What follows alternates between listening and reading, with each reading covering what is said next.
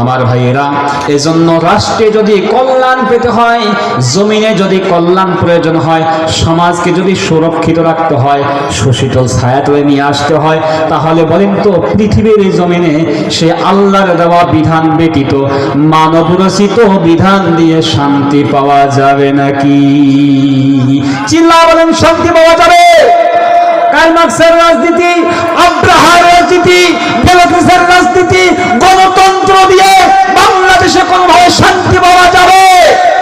আল্লাহর জমিনে আল্লাহর দ্বীন বাস্তবায়ন করা ব্যতীত, আল্লাহর জমিনে আল্লাহর কোরআনকে পাল্লাতে না পর্যন্ত, উলামায়ে কেরামকে সম্মানিত আসনে না বসা পর্যন্ত আল্লাহর জমিনে শান্তি কশিনকালও পাওয়া সম্ভব নয়। কথা বলেন ঠিক কিনা?